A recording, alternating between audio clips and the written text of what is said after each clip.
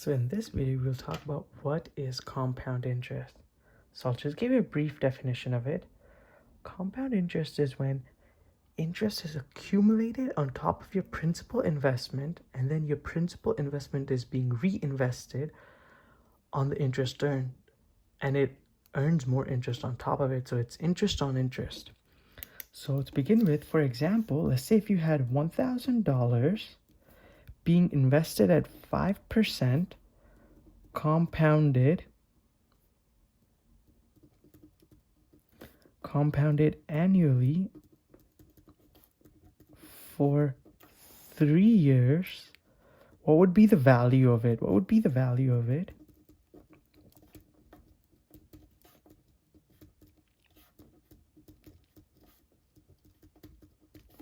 At the end of 3 years, right?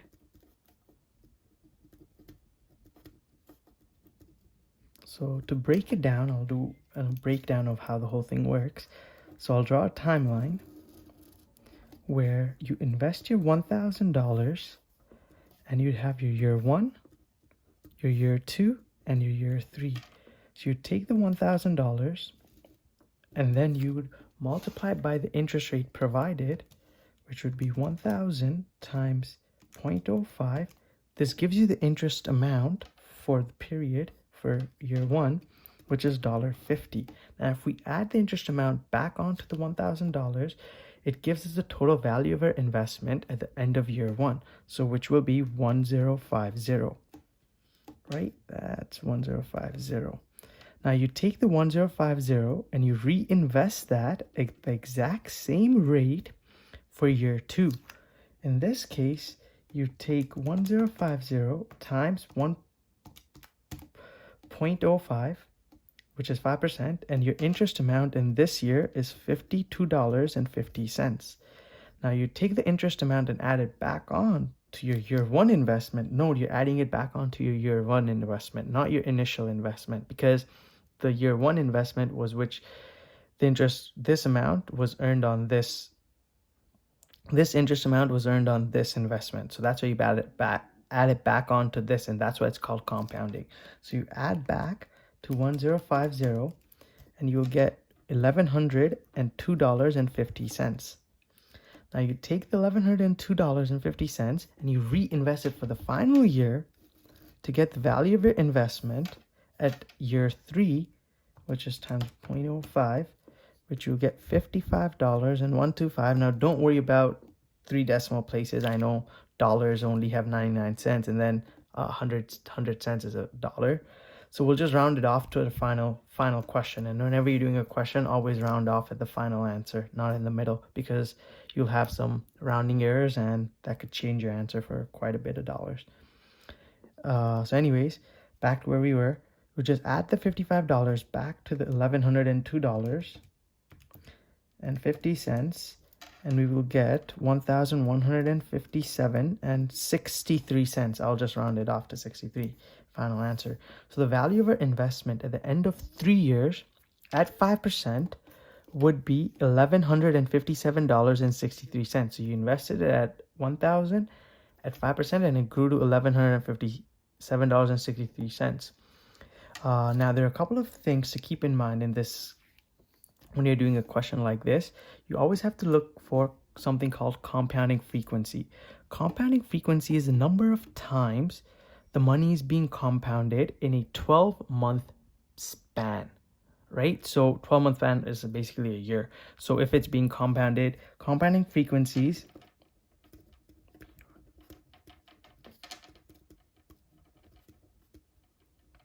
can be annually, it can be semi-annually, it can be quarterly, it can be monthly, or it can be daily.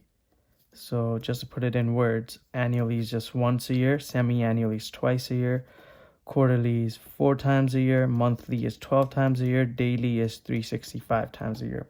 366 if in the case if it's a leap year. Now this is important because if, for example, this situation was being compounded semi-annually rather than annually, the whole answer would be different, because now the $1,000 is being reinvested twice in 1 year. So it would have a different amount of interest. It would be 2.5%, and it would be, because this is a nominal rate, it would be 2.5%, and you would have additional interest on top of the investment. So the value of this would be different. So it's to keep in mind, you have to always remember what compounding frequency is you're looking at when it comes to compound interest. In addition to this, you also have to look at something called nominal rates, right? In majority of cases, you will be given, if you're doing a compounding question, you'll be given a nominal rate. So nominal rate is an annual rate before the effects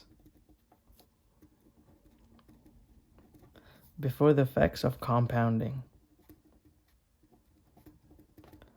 So let's take an example. So say you had the 5%, this 5%, but in this situation, it's compounded semi-annually for 5 years. It's a different situation. So in this case, we would have, so it's a different situation in terms of your interest rate is different because it's compounded semi-annually. So you take your nominal interest rate. In order to find the periodic interest rate, which is your compounding interest rate you will use in order to calculate if there was an amount given. So you take the 5%, which is nominal rate, divided by the compounding frequency. In this case, the compounding frequency is semi-annually, so it's 2, which will give you the compounded annual rate, rate for periodic rate called for the investment that you'll be working on. At the same time, where I said, I forgot to write 5 years annually for 5 years, my bad, 5 years, right? So if it's 5 years, now this 5 years, remember, if it's 5 years, it's only counting the whole period. Now, we know that it's twice a year, so that's 5 years. So if it's twice a year, then it's 5 years times 2, which gives us 10 payments. So you're not only making payment once a year, you're making the 5 years, but you're making twice, making payment twice a year. So you would have 10 payments for the whole 5 year span. So that being said, these are a couple of things to keep in mind. Let's look at a quick example, a very easy one. Let's say if Katie borrowed $5,000 at 7% compounded semi-annually for 3 years, right? And my bad, for 3 years. What is the value of investment? The value of Katie's investment at the end of year 3. Right now, we can use something like this, where we would calculate it for each year, or we could directly calculate it for year 3, because this is a long process. And I mean, for 3 years, it's fine, right? But if you had a longer time period, it gets more complex. So in order to do a question like this, we use something called time value of money for compounding. And in a time value of money, you would have future value, you would have present value, you would have payment if you're making frequent payments, you can have interest rate, and you would have your number of compounding periods. So these are the components, and the equation to solve for future value of time value of money is future value is equal to present value times 1 plus the interest rate to the power of n. Now this interest rate can be justified as just like this. You could put it in like I over not I, but j over n or something like that, where your compounding frequency is here. So I just like to use it as is because it's more easier and I like to calculate beforehand. So in this case, we have 7% and it's semi-annually. So we know that our interest rate is 7%, but it's compounded semi-annually. So we'll have to divide that by 2. If it was compounded quarterly or monthly or whatever, if it was compounded quarterly, you just divide by 4. If it was compounded monthly, you divide it by 12. The 7% divided by 12.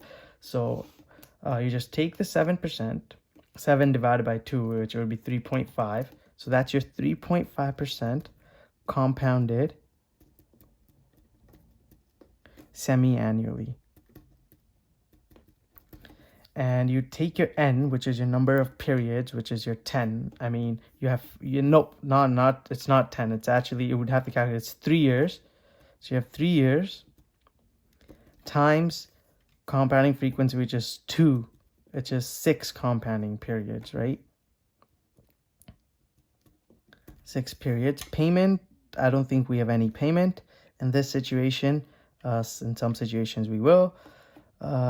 Future value, we have to calculate that, and present value is we're investing $5,000. So now we can just take these numbers and plug it into our equation to get the answer of the value that Katie would have to pay back at the end of year 3. So you would have 5,000 times 1 plus, now we could just directly take the 3.5% and plug it into our equation, and we could put our compounding, we could put the compounding frequency right at the top. Total number of compounding periods, my bad, not the compounding frequency, is 6. We could just put that at the top, and now we could solve for the equation. So we would have, I'm just doing quick math here, it's 1.035, because 1 plus 3.5% is 1.035 to the power of 6, which is going to give us 1.29, whatever that long number is there. And we could just multiply that by 5,000 to get to the value of the loan that Katie would have to pay back at the end of her 3-year period. So it would be $6,146.28 rounded off. So we could have done it a long way like this, but when it gets a little complex, you'd use the equations that are given. That being said, that's it for a simple compounding explanation. I'll do future videos on present value of compounding and other stuff, so keep tuned. And if you enjoyed this video, subscribe to my channel. Thank you.